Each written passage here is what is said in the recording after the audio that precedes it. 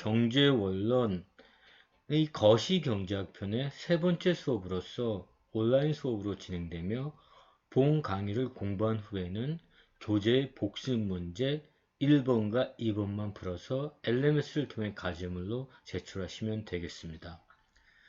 경제원론 2에서 세 번째로 다룰 강의 주제는 생산과 성장입니다.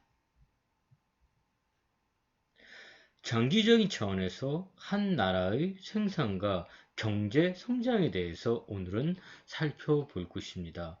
한 나라의 실질 총 생산이 어떻게 성장해 나가는지에 초점을 맞춰서 살펴보도록 하겠습니다.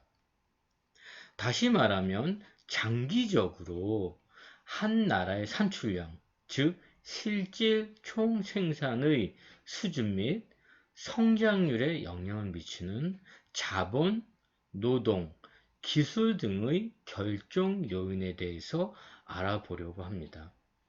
본 수업의 목적은요, 한 나라의 생활 수준을 나타내는 1인당 실질 GDP 수준 및 그 성장률에 대한 장기적인 결정 요인에 대해 알아보는 것입니다.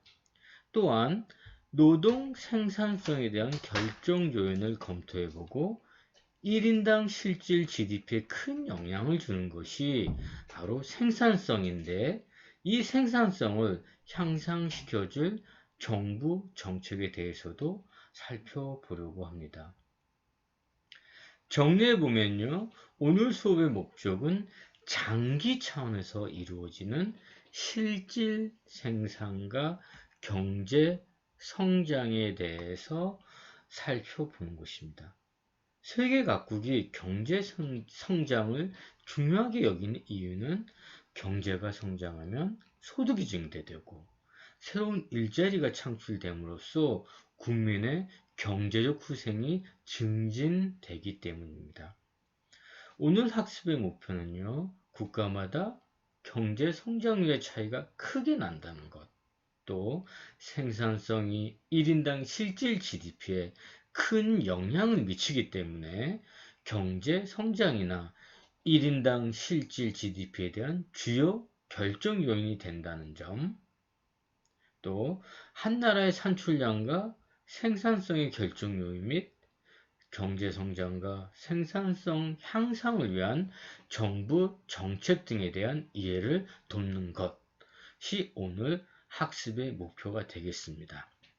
이를 위해 오늘 수업에서 다룰 내용은 첫째, 경제 전체의 소득과 지출 및 경제 성장. 두 번째, 생산성의 역할과 그 결정 변수. 세 번째로, 경제 성장과 정부 정책이 되겠습니다. 먼저 경제 정책의 소득 지출 및 세계의 경제 성장에 대해서 살펴보도록 하겠습니다.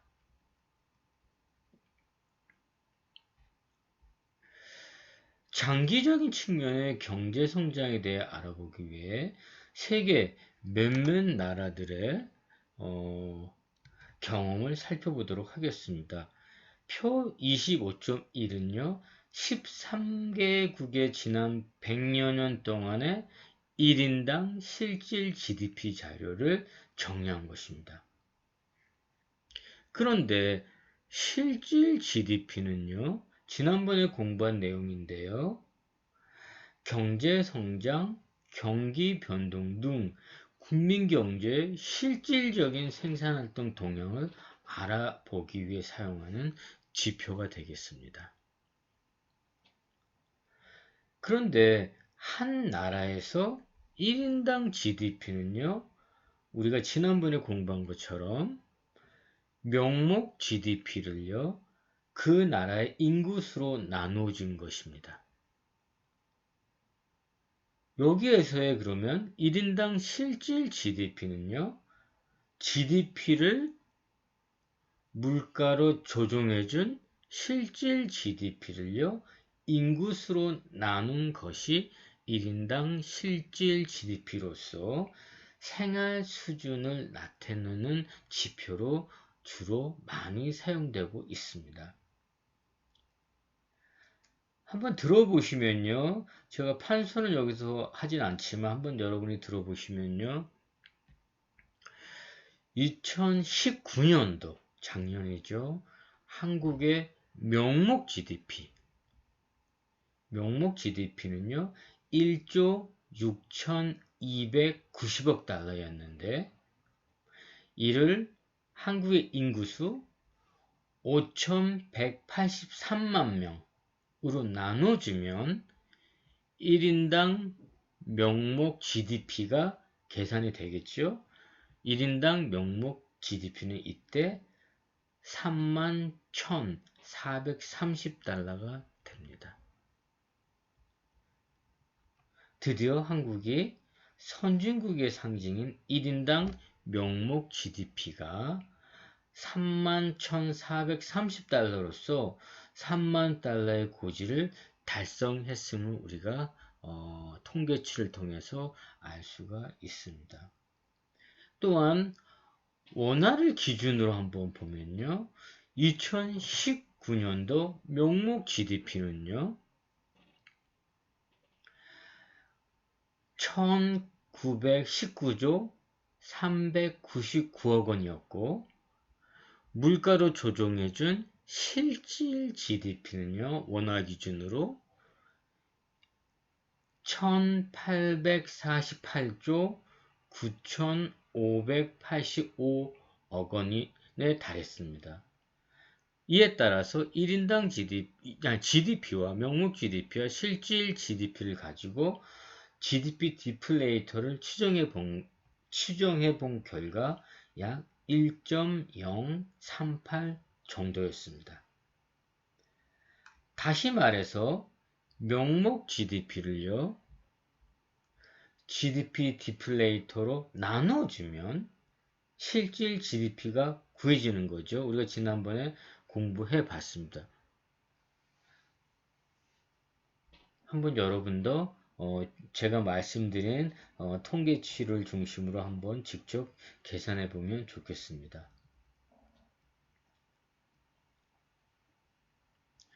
다음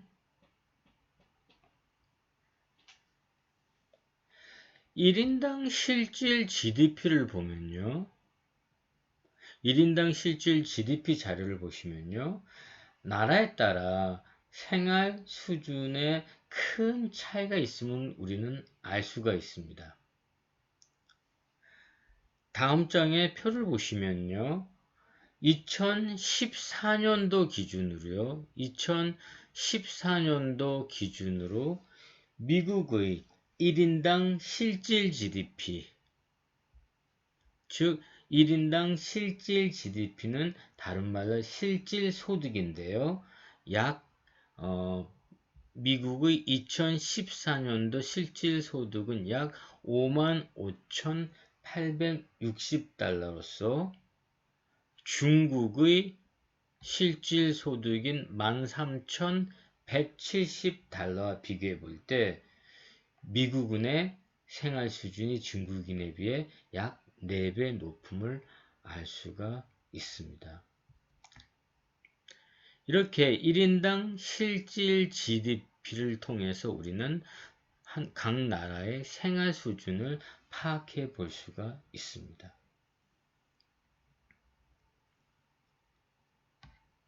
또한 실질 GDP나 1인당 실질 GDP가 얼마나 발전해 왔는지, 얼마만큼의 비율로 커져 왔는지를 우리는 경제 성장이라고 부릅니다. 이럴 때 비율인 경제 성장률은요, 실질 GDP나 1인당 실질 GDP가 매년 얼마나 빠른 속도로 증가했는지를 측정해 줍니다. 이러한 실질 GDP의 증감률 혹은 1인당 실질 GDP의 증감률이 바로 경제 성장률이라 우리는 말할 수 있습니다. 보통 경제 성장률 공식은요, 경제 성장률을 계산하는 공식은 금년도 실질 GDP에서 전년도 실질 GDP를 빼주고요. 이를 전년도 실질 GDP로 나누어진 값에다가 100을 곱해서 100분율로 계산하게 됩니다. 보통 경제 성장률이 높으면 높을수록 그 나라의 경제 규모 및 생활 수준이 높아지기 때문에 좋겠지만 경제 성장률을 높이는 일이 결코 쉬운 일이 아니므로 늘 고민하는 문제 중에 하나가 되겠습니다. 한국의 2020년도 경제 성장률은요, 세계 경제 침체와 코로나 사태로 인해 약 마이너스 1.1에서 마이너스 1.3% 정도의 마이너스 성장을 전망하고 있다고 합니다. 참고하시고요.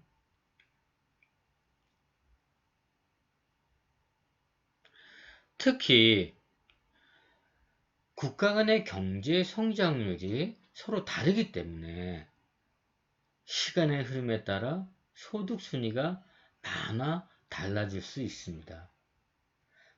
그러면 세계 각국의 경제 성장률의 차이를 표를 통해서 한번 살펴보면요. 이와 같은 건데요.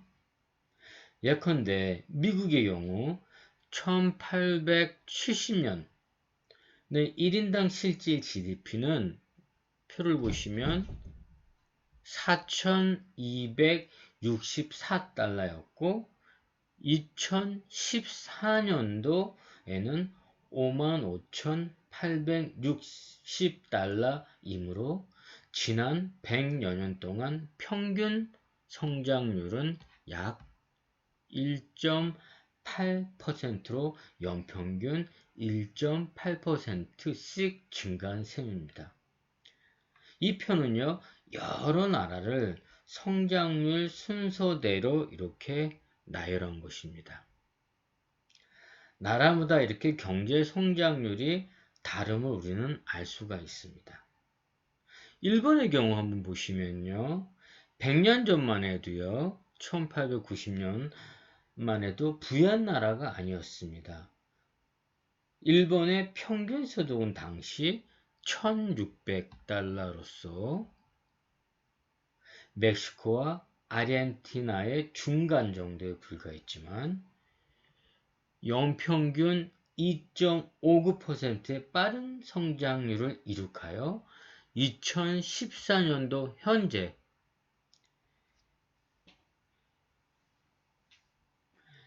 평균 소득이 37,920달러로서 독일이나 영국과 비슷한 경제 대국이 되었음을 알 수가 있습니다.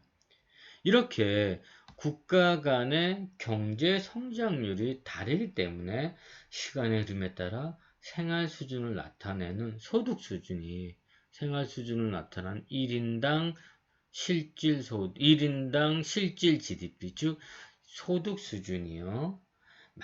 그 순위가 많이 바뀜을 알 수가 있습니다. 앞에서 말씀드린 것처럼 일본은 상대적 순위가 상승해서 선진국 대열에 들어가는 대표적인 나라인 반면에 영국의 경우는요, 소득이 상대적으로 많이 상승하지 못해서 뒷걸음친 형태를 보였고요. 방글라데시의 경우는요, 약간 못 살던 나라에서 지금은 아주 못 사는 나라로 경제 성장률이 낮은 결과 아주 못 사는 나라로 전락했음을 우리는 이 표를 통해서 알 수가 있습니다.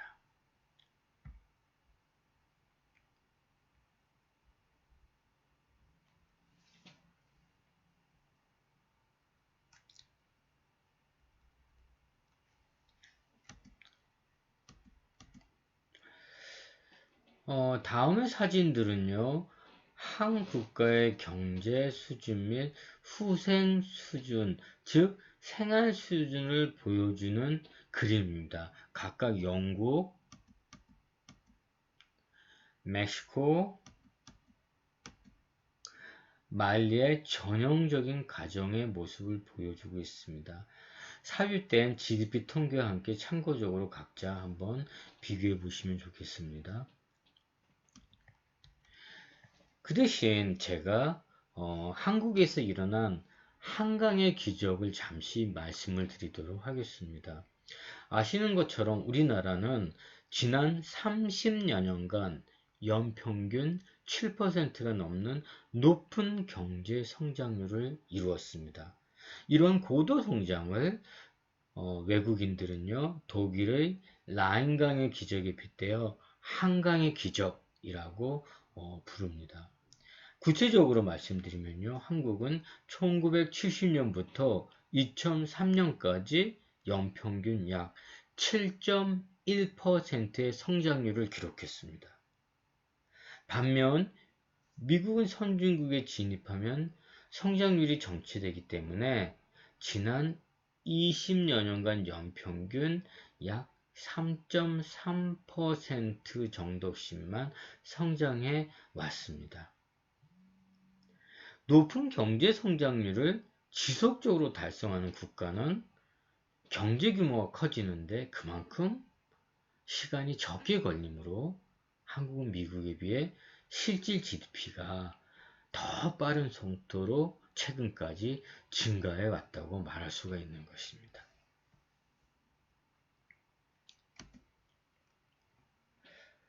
그러면 다음은 잠시 쉬었다 간다는 의미로 내용 정리 문제를 몇 개만 풀어보도록 하겠습니다. 첫 번째 문제는요. 노벨 수상자인 포겔이 발견한 것처럼 경제가 성장했을 때 사람들 혹은 사람들의 후생 수준도 성장했는지를 묻는 문제가 되겠습니다. 정답은 네, 그렇습니다. 로서 A번이 되겠습니다. 여기서도 제가 한번 읽어보면, 영어로 한번 읽어보면요. Robert Vogel, a Nobel Prize winner, found that as economics grew, so did the people. 이랬습니다. 즉, 보겔이 발견한 것처럼 경제가 성장했을 때, 경제가 성장함에 따라 사람들 혹은 사람들의 후생 수준도 성장합니까? 를 묻는 문제입니다. 정답은 예, 그렇습니다가 되겠습니다.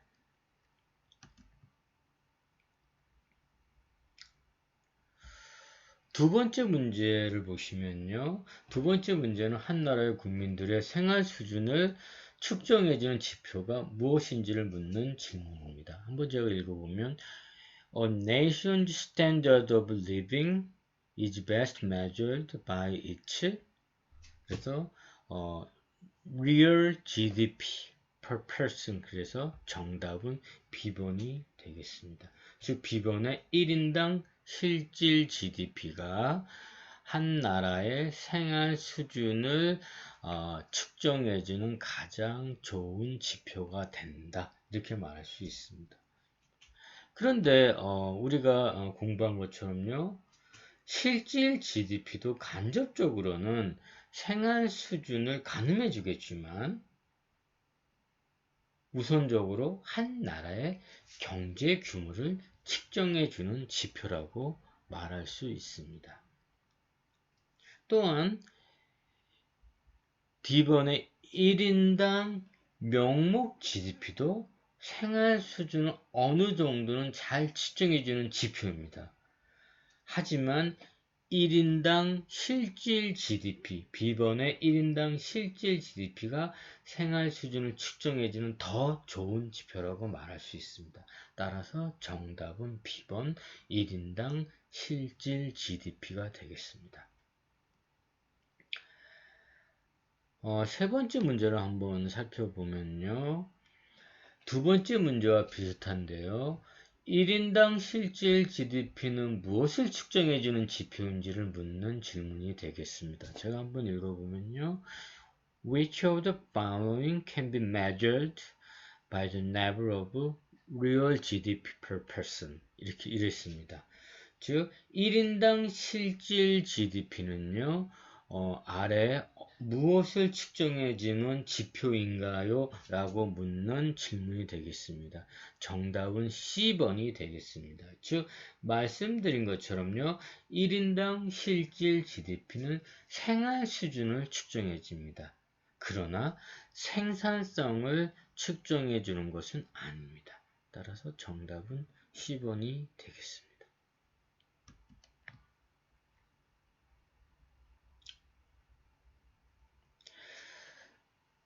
다음은 생산성, 영어로 productivity 그러는데요. 다음은 생산성의 역할과 생산성 결정 변수에 대해서 공부하도록 하겠습니다. 그러면 생산성이 왜 중요할까요? 바로 이 생산성이 생활 수준의 변화를 보여주고 생활 수준을 결정해 주기 때문에 중요하다 이래 말할 수 있습니다. 세계 여러 나라의 생활 수준이나 소득 수준이 왜 서로 다른지를 생산성의 차이로 설명할 수가 있습니다. 그러면 생산성이 무엇이며 생산성이 무엇인지에 대해서 한번 살펴보도록 하겠습니다. 생산성, 즉 여기서는 노동 생산성이죠. 노동 생산성은요. 노동 투입량 한 단위당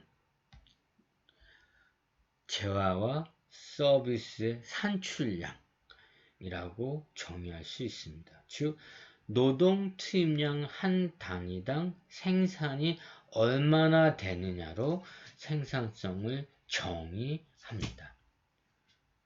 노동 측면에서 실질 GDP Y를요, 노동량 L로 나눈 것이 노동의 생산성, 다른 말로 생산성 이렇게 정의할 수가 있습니다. 이는 노동 한 단위에 대한 산출량 혹은 노동 한 단위에 대한 실질 GDP, 산출량이 실질 GDP니까 노동 생산성은 근로자 1인당 산출량 혹은 근로자 노동 한 단위에 대한 산출량 혹은 근로자 1인당 산출량 혹은 근로자 1인당 실질 GDP 이렇게 정의할 수가 있는 겁니다. 2019년도 한국의 노동 생산성은요, 약 8만 1,006달러 정도라고 합니다. 그리고 그러면 생산성이 중요한 이유는 무엇일까요? 생산성은 어쩌다 그렇게 중요한가요? 아까도 말씀드린 것처럼 바로 생산성이 생활 수준이나 소득 수준이 국가마다 왜 다른지를 설명해 주기 때문에 생산성이 중요합니다. 다시 말해 생산성이 중요한 이유는 생산성이 생활 수준의 변화에 영향을 미치는 결정 변수이기 때문에 그렇습니다. 다음 생산성의 증가율이 생활 수준의 상승률을 결정해 줍니다. 이 말이 또 중요한 말입니다. 무슨 말이냐면요. 우리가 아웃풋 대비 인풋, 다른 말로 산출량 대비 투입량이 작을수록 생산성이 증가하므로 생산성이 높을수록 생활 수준도 향상되게 되어 있습니다. 생각해 보시면 생산성이 높아지면 산출량이 많아질 수도 있고요. 생산에 투입자하는 투입량이 줄여서 다른 물건을 만들 수도 있기 때문에 그렇습니다. 그래서 생산성 증가율이 높을수록 생활 수준의 상승률이 높아진다. 이래 말할 수 있습니다. 끝으로 한 나라 경제는요, 삼면 등가의 법칙에 따라 총생산, 국민소득, 그리고 총지출이 모두 똑같습니다. 따라서 한 나라에서 생산성이 높아지면 더 많이 생산하므로 총생산이 증가하고, 똑같은 물가 수준에서 더 많이 생산하면 그 대가로 국민소득이 증가하게 되고, 그로 인해 총 지출이 증가하면서 생활 수준이 높아진다는 것이죠.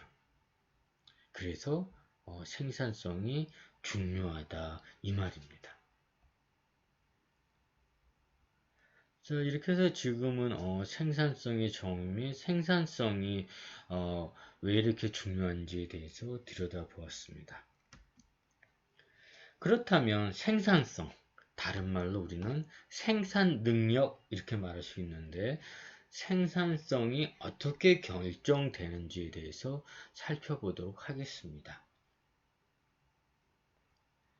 조금 전에 말씀드린 것처럼요, 생산성은 생활 수준을 결정해주는 중요한 변수인데요, 생산성은 여러 가지 변수들에 따라 결정됩니다.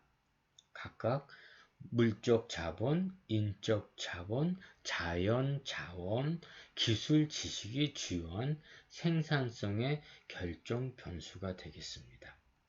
그럼 하나씩 알아보도록 하겠습니다. 먼저 물적 자본, 우리는 줄여서 자본이래 말하는데, 물적 자본은 줄여서 자본이래 말하는데요. 자본은요, 재화, 서비스 생산에 투입되어 축적되어 온 기계 장비와 건축물을 말합니다. 자본은요, 과거의 생산 과정에서 창출된 산출물로서 현재 생산 과정에 투입되는 요소입니다. 한번 생각해 보시면 근로자들이 연장이나 좋은 장비를 사용하면 생산 능력, 생산성이 높아지는 것처럼요, 자본 및 근로자 1인당 자본이 증가할수록 생산성은 증가하게 됩니다. 자본을 근로자 수로 나누면 근로자 1인당 자본이 되겠죠. 그럼 두 번째, 인적 자본에 대해서 말씀을 드리도록 하겠습니다. 인적 자본은요, 근로자들이 교육과 훈련, 경험을 통해 습득하는 지식과 기술을 말합니다. 인적 자본인 교육, 훈련, 경험 등은요, 조금 전에 말씀드린 물적 자본처럼 눈에 보이는 것은 아니지만, 이 자본과 마찬가지로 인적 자본은요, 교사, 도서관, 시간, 노력, 인성, 지식 등의 요소가 투입되어 생산되는 것입니다. 따라서 근로자들이 교육이나 훈련을 잘 받으면 생산성이 높아지듯이 인적 자본 및 근로자 1인당 인적 자본이 증가하면 생산성이 증가하게 됩니다. 세 번째, 자연자원에 대해서 말씀을 드리도록 하겠습니다.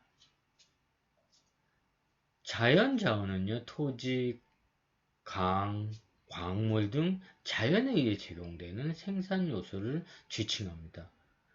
이런 자연자원은요, 산림같이 회복이 가능한 자원과 석유처럼 한번 쓰면 회복이 불가능한 자원으로 구분됩니다. 특히 자연 자원의 부존량 및 근로자 1인당 자연 자원이 생산성을 높이는 데 중요하지만, 꼭 자연 자원이 많아야만 생산성, 즉 생산 능력이 높아지는 것은 아니라고 말합니다. 예컨대 한번 생각해 보시면 한국과 일본은요, 부존 자원이 거의 없지만 국제 무역을 통해 필요한 자연 자원을 수입하는 대신 재화를 만들어 자원이 많은 나라에 수출하면서 경제적으로 크게 성장해 왔음을 알 수가 있습니다. 네 번째, 기술, 지식, 줄여서 기술에 대해서 말씀을 드리도록 하겠습니다. 기술은요, 재화와 서비스를 생산하는 최선의 방법에 대한 사회의 이해를 말합니다. 예컨대 100년 전에는요, 식량을 생산하기 위해 많은 노동력이 필요해서 무수히 많은 사람들이 농업에 종사했지만요, 오늘날에는 영농 기술이 발달해 소수의 농업 인구만으로도 충분한 식량을 생산할 수 있습니다. 그리고 오늘날 근로자들의 생산성은요, 기술의 진보에 더욱 더 의존하고 있음을 알 수 있습니다. 현재 4차 산업시대, 앞으로 다가올 5차 산업, 이런 데일수록 우리는 기술의 진보가 경제 성장이나 생산성에 더 큰 영향을 미친다고 우리는 알고 있습니다.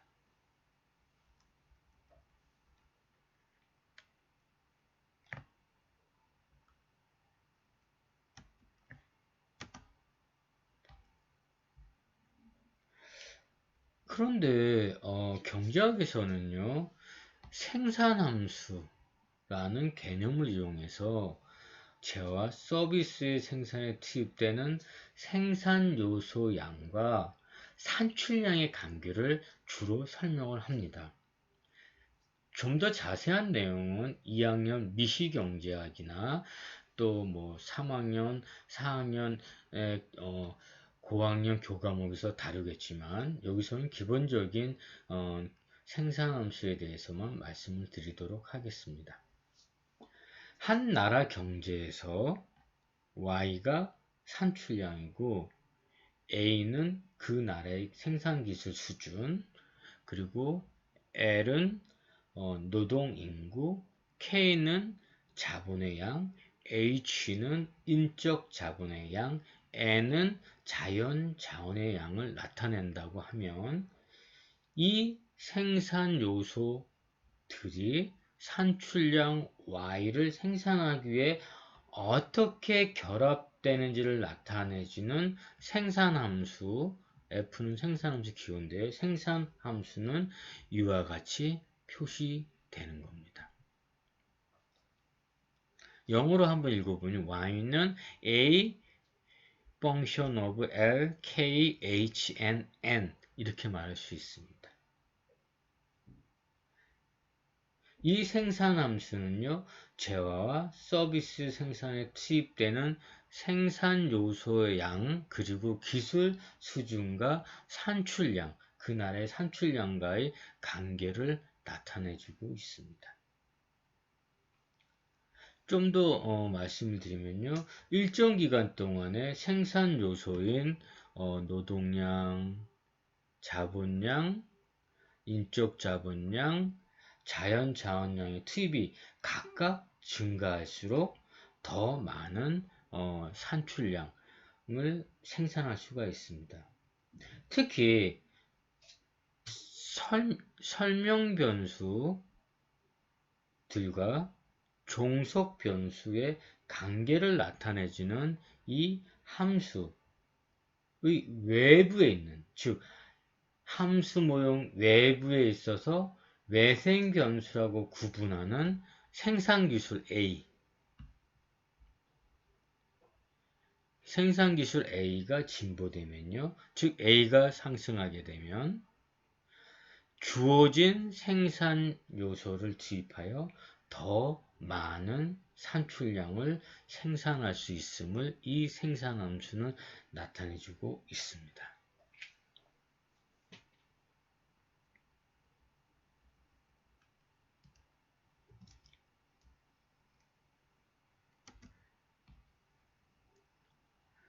그런데 본 생산함수가 규모에 대해 수학 불변이라고 가정한다면 흥미로운 시사점을 도출할 수가 있습니다.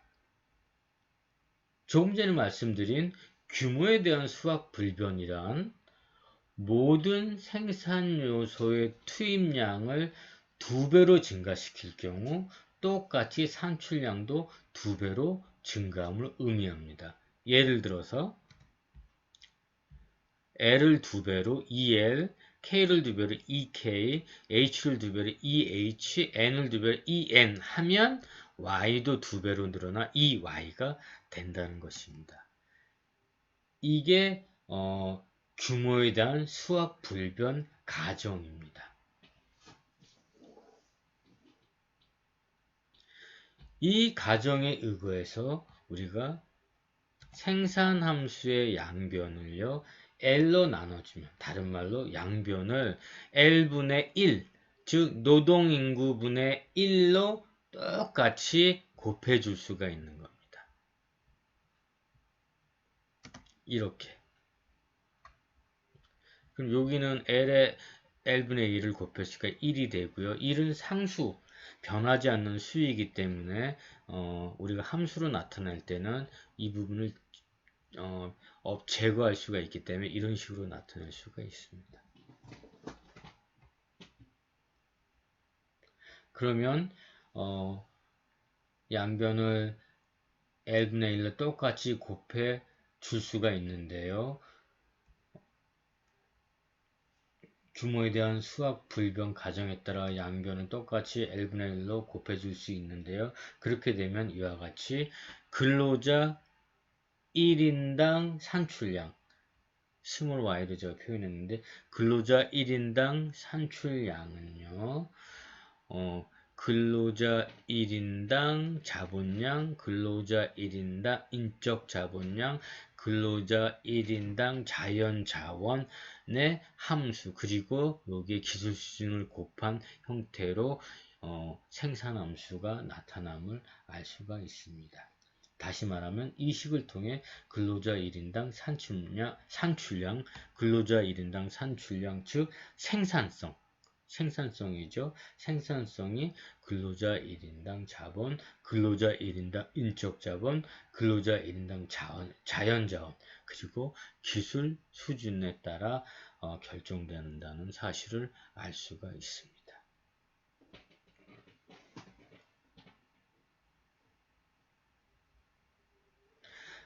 이에 따라서 앞에서 살펴봤던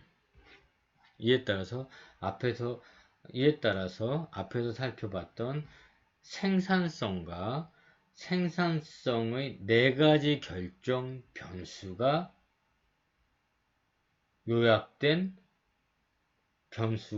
이 요약된 방정식에 의해서 설명되는 우리는 정리해 볼 수가 있는 것입니다. 이 내용이 같은 거죠.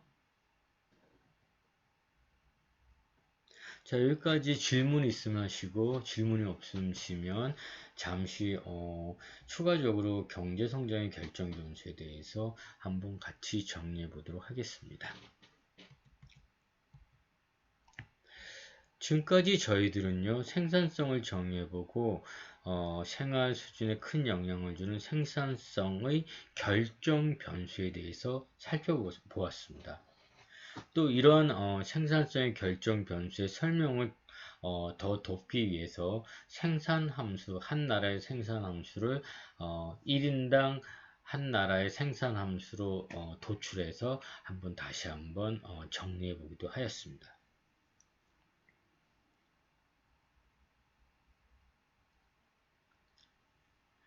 그럼 지금부터는요, 지금까지 공부한 내용을 토대로 경제 성장의 결정 변수에 대해서 한번 말로 정리해 보려고 합니다. 주로 나중에 거시경제학에서도 다룰 내용인데요. 한번 잘 듣고 정리해 보시면서 한번 생각해 보세요. 먼저 경제 성장은 나라 전체의 수요, 그리고 총수요죠. 지난번에 공부한 총수요와 공급, 즉 총공급의 양이 지속적으로 확대되는 것, 이렇게 말할 수 있습니다. 다시요. 경제 성장은 나라 전체 수요와 공급 혹은 나라 전체의 총수요와 총공급의 양이 지속적으로 확대되는 것이라고 말할 수가 있습니다.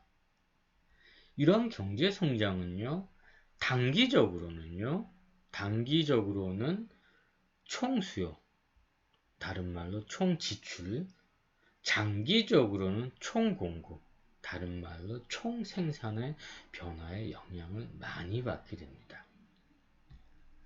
단기적 측면을 한번 말씀을 드리면요. 소비, 투자, 수출 등의 총수요가 증가하면 경제성장이 달성이 됩니다. 하지만 장기적인 측면에서는요. 총공급 차원의 생산 능력이 커지면서 경제성장이 달성된다고 말할 수 있습니다. 따라서 장기적인 경제성장은 자본, 노동, 자연자원 등 생산 요소의 투입량이 증가하거나 기술 진보가 일어남으로써 가능해진다는 말입니다. 그리고 장기적인 경제 성장이나 생산성, 즉 근로자 1인당 산출량은요, 생활 수준의 주요 결정 요인이 됩니다. 따라서 자본, 노동, 기술 등 생산 요소의 성장은 장기적으로 생활 수준을 향상시켜준다고 말할 수 있는 것입니다.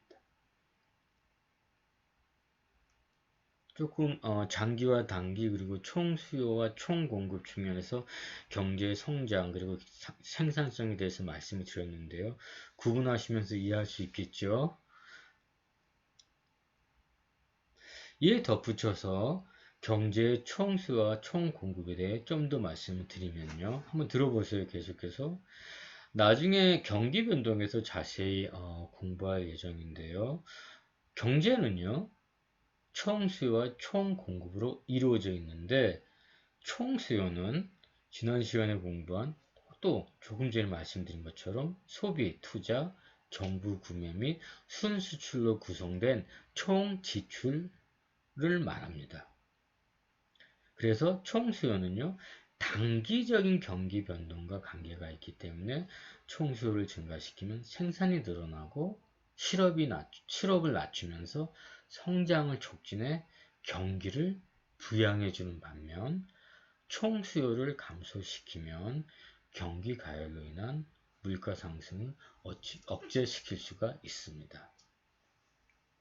한편 한 나라의 장기적인 경제 성장은요, 총 공급 측면의 생산 능력에 좌우됩니다. 즉 경제 성장은 총 공급 측면에서 자본, 노동, 자연자원 등 생산 요소의 투입량이 증가하거나 기술 진보가 일어남으로써 가능하다는 말입니다. 또 생산 요소 가운데 토지를 비롯한 천연 자원은 공급, 부존 자원이 제한되어 있기 때문에 노력을 해도 생산을 증가시키기는 어렵습니다. 따라서 장기적 경제 성장을 결정해주는 생산 요소로서 자본과 노동을 중요하게 생각합니다만 자본과 노동의 투입 역시 경제가 선진국처럼 성숙 단계에 가면 경제 성장의 한계를 보이게 됩니다. 그래서 경제 성장을 가져다주는 또 다른 요인으로서 오늘날 우리가 자주 말하는 것처럼 기술 진보가 중요시 되고 있습니다. 반도체 발명처럼 새로운 상품을 만들어내거나 기술을 개발하는 것만이 아니라 기술이란 이미 존재하는 기술을 응용해서 새로운 상품을 개발하는 혁신 등이 그 기술 진보의 신뢰가 될 수가 있습니다. 한마디로 기술 진보라는 것은요, 생산성 향상에 기여하는 모든 변화를 포괄하는 개념을 말합니다. 특히 기술 진보로 경제 성장이 이루어지는 경우에는요, 수학 체감의 법칙이 적용되지 않는다는 특징이 있으며 경제 성장이 성숙이나 정체 단계에 들어간 선진국들이 꾸준히 성장하고 있는 것도 이 기술 진보 때문이라고 말할 수 있는 겁니다. 이러한 기술 진보는 그런데 이러한 기술 진보는 연구 개발과 인적 자본 투자에 의해 달성될 수가 있습니다. 자, 지금까지는요, 우리가 경제 성장에 대해서 장단기 측면에서 또 총공급, 총수요 측면에서 정리해서 말씀을 드렸습니다. 제가 말씀드린 내용과 우리 교재에서의 생산성의 결정 변수는 거의 비슷한 말이고 거의 똑같은 말이기 때문에 서로 잘 구분하면서 이해해 주셨으면 좋겠습니다. 잠시 쉬어가기 위해서요.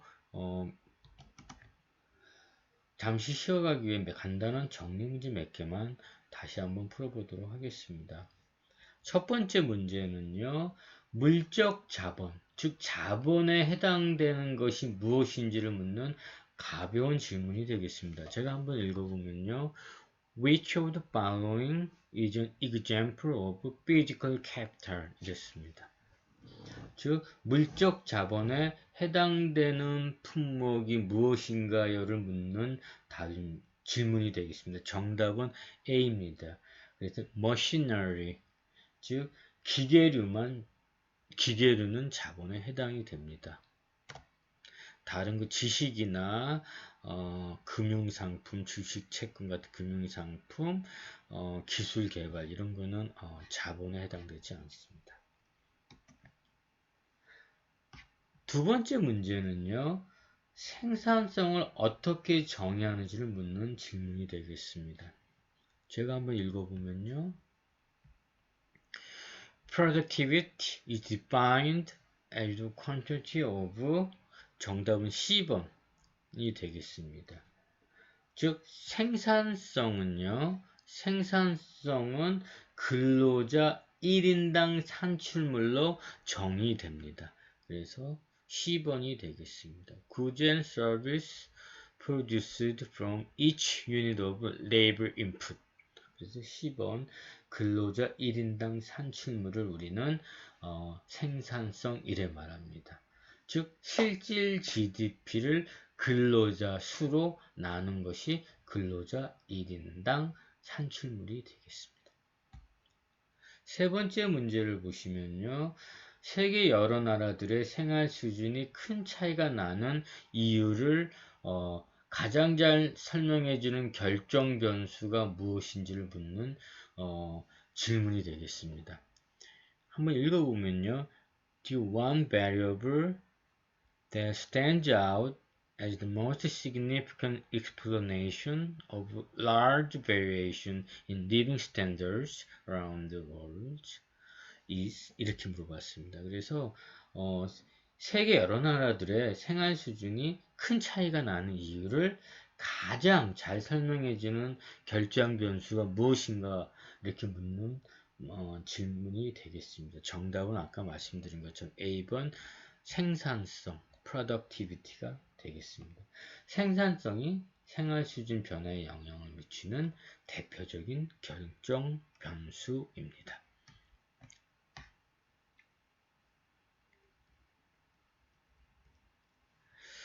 네 번째 문제는요, 조금 복잡할 수 있는데 여러분이 한번 계산해 보면 좋습니다. 네 번째 문제는요, 드보라와 그렉이 아이스크림 만들 때 누구의 생산성이 더 높은지를 묻는 문제가 되겠습니다. 제가 한번 읽어보면요, Deborah and Greg make ice cream. Deborah works 5 hours a day and makes 100 pints a day. Greg works 8 hours a day and makes 120 pints a day. 이랬습니다.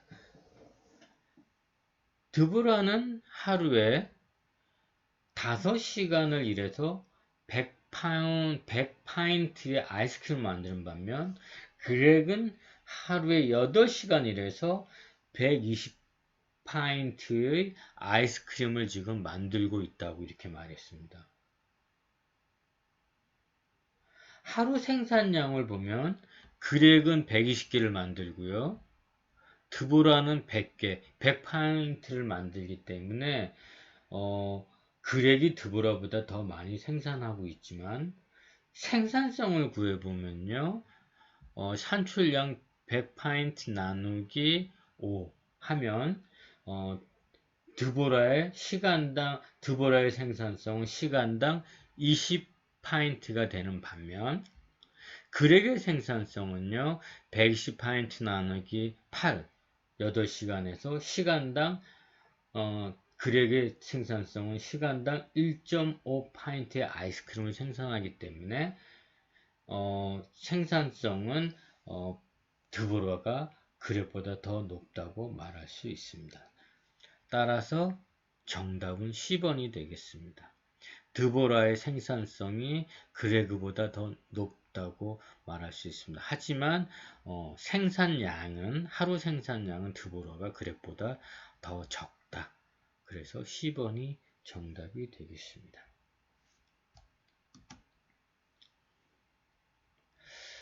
다섯 번째 문제는요. 두 나라의 생산성과 실질 GDP를 계산해서 비교하라는 질문이 되겠습니다. 한번 제가 읽어보면요. During the last 12 months, country A had a population of 20,000, 15,000 workers who each worked 8 hours, and production of 2,400,000 goods. Country B had a population of 16,000, 12,000 workers who each worked 8 hours a day and produced 2,112,000 goods. Then which of the following is correct? 이랬습니다. 그리고 지난 1년 동안에요. 이 문제는요. 지난 1년 동안에 컨트리 A국은요. 인구수가 2만 명이고 하루에 8시간씩이라는 근로자가 1만 5천 명이며 240만 개의 상품을 생산하고 있습니다. 그렇다면 이때 1인당 실질 GDP는요. 산출량 나누기 인구수 해서 120이 되고요. 근로자 1인당 실질 GDP를 뜻하는 생산성은요. 산출량 나누기 근로자 수 해서 160이 됩니다. 여러분도 한번 계산해 보세요. 이에 비해 컨트리 B는요. 즉 B국은 인구수가 1만 6천 명이고 하루 8시간씩 일하는 근로자가 1만 2천 명이며 211만 2천 개의 상품을 생산하고 있습니다.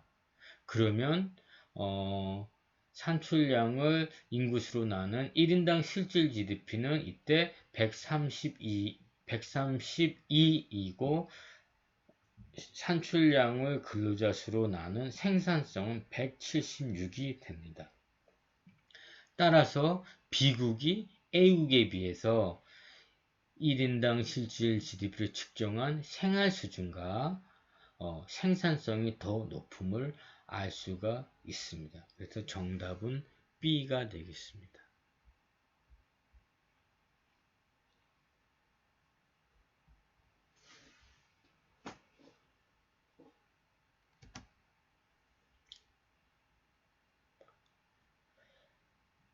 그러면 이제부터는요. 여러 나라의 정부가 직면하는 중요한 문제, 즉 정부가 어떤 정부 정책을 시행하면 생산성과 생활 수준을 높일 수 있는지를 하나씩 살펴보려고 합니다. 다시 말씀드리면 단기적인 성장 촉진이 아닌 장기적으로 경제 성장을 달성하려는 경제 정책들을 살펴보려고 합니다. 꼭 단기가 아닌 장기 경제 성장 정책을 말하고 있음을 염두에 두십시오. 첫 번째, 저축과 투자 촉진 정책이 있습니다.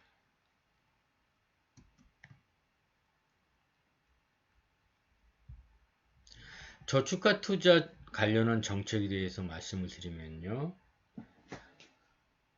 자원은 우리가 사용할 수 있는 자원은 희소하기 때문에 자본을 더 축적하려면, 다른 말로 기계류와 공장 같은 자본재를 더 많이 생산하려면, 다른 말로 자본에 대한 투자를 늘리려면 현재 소비를 줄이고 저축을 늘려야 합니다. 단기적으로는요, 현재 소비를 늘려야 총지출이 증가해서 생산이 늘어나지만, 장기적으로는요, 현재 소비를 좀 줄이고 저축을 늘려서 투자를 증가시켜야 경제 성장을 달성하고 미래의 소비 수준을 높일 수 있다는 말입니다. 따라서 정부가 장기적 경제 성장을 계속해서 달성시키려면은 저축과 투자를 장려하는 정책을 사용해야 한다, 이런 말이 되겠습니다.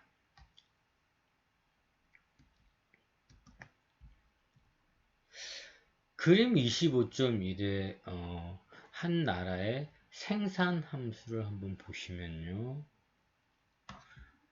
수직축에는요, 근로자 1인당 산출량을 표시하고요. 수평축에는요, 근로자 1인당 자본량을 표기한 2차원 그래프상에서 이와 같이 우상향하는 생산함수 그래프를 그렸습니다. 솔로우의 성장 모형인데요. 뭐 이런 내용은 나중에 2학년 때 거시경제 시간에 좀 더 자세히 살펴볼 것입니다. 여기서는 기본적인 내용만 말씀을 드리도록 하겠습니다.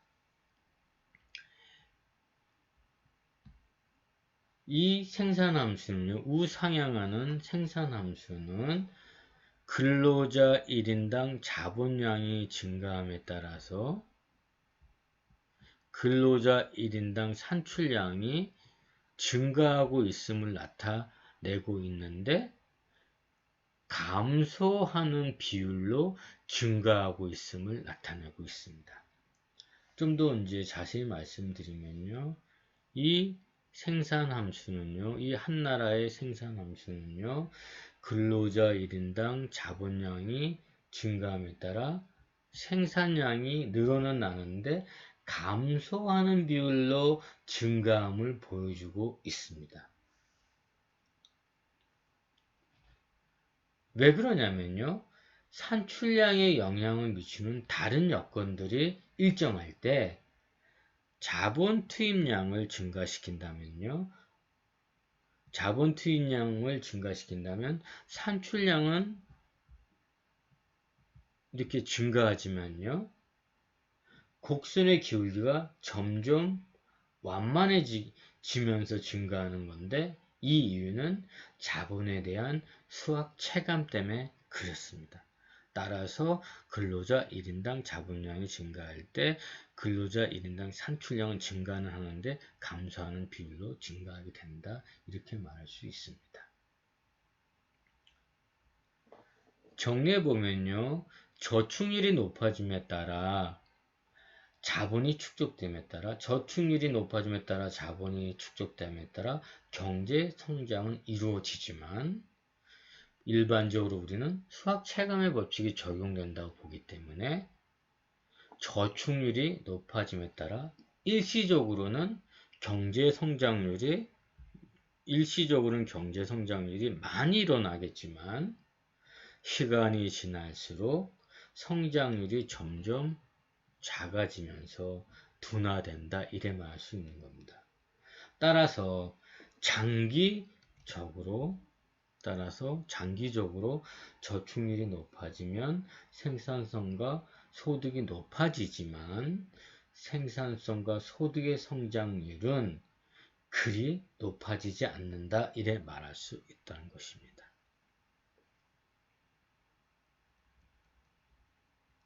조금 어려울 수도 있지만요, 한번 잘 생각해 보시면 좋은 시사점을 얻을 수가 있습니다.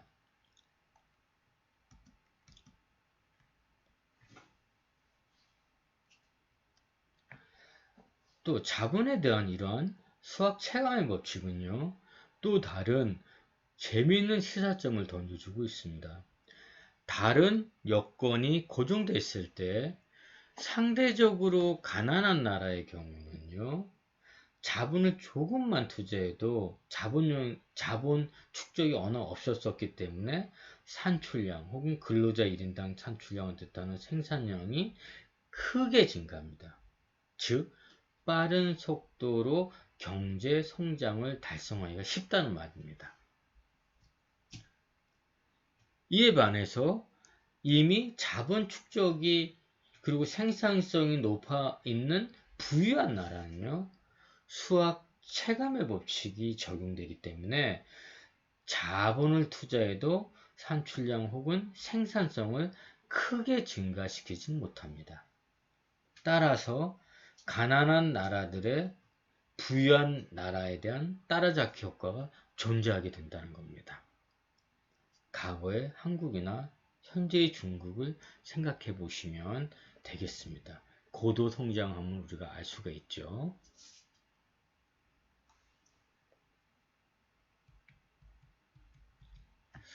자, 이렇게 해서 우리는요, 장기적 경제 성장에 도움을 주는 정부 정책 가운데 첫 번째로서 저축과 투자의 장려와 관련된 정부 정책을 강조해 보았습니다.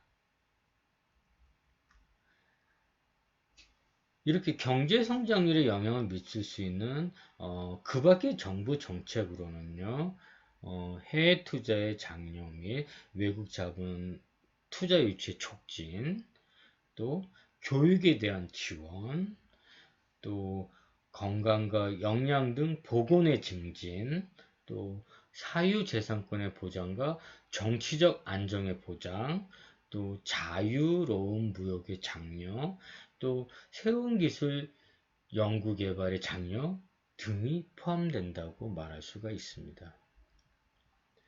시간 관계상요, 그리고 이 3학년 교과목에서 또 다르기 때문에 세부적인 내용은 여기서 다루지 않지만 여러분이 이렇게 해외 투자의 장려, 교육의 장려, 건강과 영양 증진, 사유재산권의 확립과 정치적 안정도모, 자유무역의 촉진, 연구개발 장려 등이 경제 성장에 도움을 주는 한번 생각해 보세요.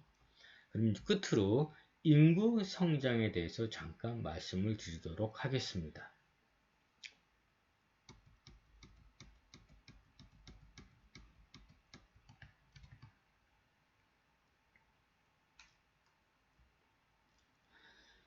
인구의 성장은요, 경제 성장에 부정적인 영향과 긍정적인 영향을 동시에 미친다라고 말할 수 있습니다. 인구가 빠르게 성장하면요, 노동자 1인당 자본이나 자연 자원의 양이 줄어들면서 그러면 생산성이 낮아지게 됩니다. 하지만 인구가 많아지면 중국처럼 또는 인도처럼 과학자와 엔지니어들이 늘기 때문에 기술 진보가 촉진되면서 생산성이 높아지게 됩니다. 즉 인구 증가는 경제 성장에 부정적, 긍정적 영향을 동시에 가지고 있다 이래 말할 수가 있습니다. 자, 끝으로 오늘 정리 문제를 몇 개 풀어보고 이제 마무리를 하도록 하겠습니다. 첫 번째 문제는요, 경제 성장을 촉진시켜주는 방법이 아닌 것을 고르라는 문제입니다. 제가 한번 읽어보면요. Which answer is not a way to promote economic growth? 그랬습니다. 그래서 경제 성장을 촉진시켜주는 방법이 아닌 것은 그래서 좀 전에 말씀드린 것처럼 뭐 역량, 자유무역, 그리고 연구, 펀딩 이런 것들은 다 경제 성장을 돕는 결정 요인이 되겠습니다. 이에 비해 10번의 최소임금, 미니멈 웨이지는 경제 성장과 관계가 없습니다. 복지나 사회보장이나 복지와 관계가 되겠죠. 최소임금은. 두 번째 문제는요. 생산성과 생활 수준을 높일 수 있는 정부 정책을 하나 선택하라는 질문입니다. What can government policy do to raise productivity and living standards? 그랬습니다.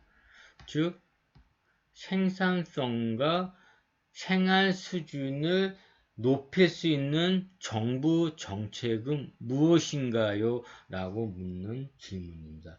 1번 보면요. Encourage saving and investment 그랬습니다. 그래서 저축과 투자의 장려. 그래서 저축과 투자의 장려는 아까 말씀드린 것처럼 성장을 촉진하는 정책이 맞고요. B번을 보면요. Protect property right and promote political stability 그랬습니다. 그래서 사유재산의 보장과 정치적 안정도 당연히 성장을 촉진하는 정책이 되겠죠.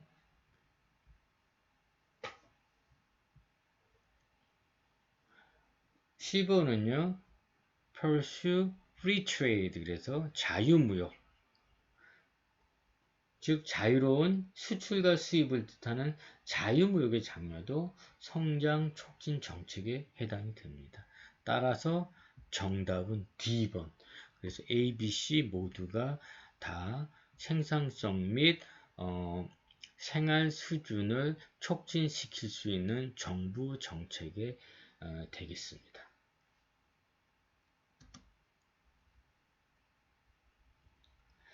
세 번째 문제는요. 한 나라에서 다른 여건을 일정할 때 자본 축적이 고용보다 더 빠르게 증가하면 어떤 현상이 나타날 거라고 묻는 질문이 되겠습니다. 한번 제가 읽어보면요. Are the things the same if the capital stock increase faster than employment? Then we would expect 이랬습니다. 즉, 한 나라에서 다른 여건들이 일정할 때 자본이 축적이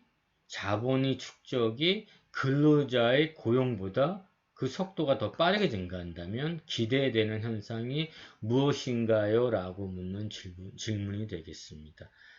정답은 D번이 되겠습니다. 이렇게 자본과 고용이 증가하면요. 자본 축적과 고용이 증가하면 생산이 늘어나 산출량이 증가합니다. 즉 생산이 늘어나 산출량, 아웃풋이 증가하는 거죠. 그리고 자본이 근로자 고용보다 더 빠르게 증가하면요. 근로자 1인당 산출량, 즉 생산성이 증가하게 됩니다. 따라서 정답은 이 경우 생산된 산출량과 생산성이 증가한다. D번이 정답이 되겠습니다.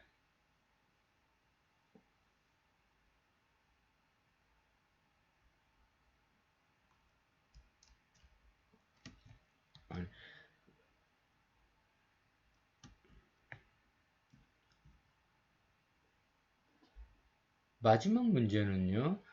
외부로부터 자본 투자가 국내에 유입된 경우 무슨 일이 발생할지 묻는 질문이 되겠습니다. Investment from abroad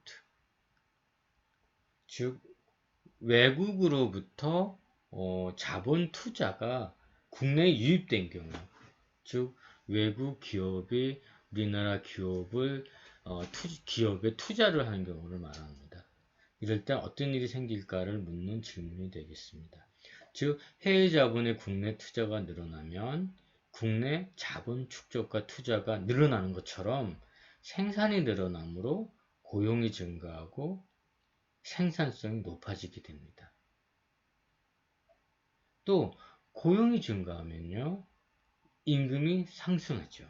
따라서 정답은 10번이 되겠습니다. 다시 말씀드리면 외국으로부터 국내로의 자본 투자가 늘어나면요. 자본 투자가 늘어나면 국내 자본 축적과 투자가 일어나는 것처럼 생산이 늘어나면서 고용이 증가하고 그로 인해 생산성이 높아집니다. 또 고용이 증가하면요, 노동의 수요가 증가하는 거기 때문에 노동의 가격인 임금이 상승하죠. 따라서 정답은 C번, 즉 해외 투자의 국내 유입이 증가하면 국내의 생산성과 임금은 상승한다가 정답이 되겠습니다. 지금까지는요, 오늘 수업에서는 한 나라의 생활 수준이 생산 능력에 따라 어떻게 결정되며 경제 성장을 촉진하는 정책을 통해 생활 수준을 향상시킬 수 있는 방법이 무엇인지에 대해서 공부를 했습니다. 이상으로 오늘 수업을 마치려고 합니다. 질문이나 의문사항이 있으시면 연구실에 전화를 하든지 이메일을 주십시오. 지금까지는 장기적 차원에서의 생산과 성장에 대한 전공 강의였습니다. 감사합니다.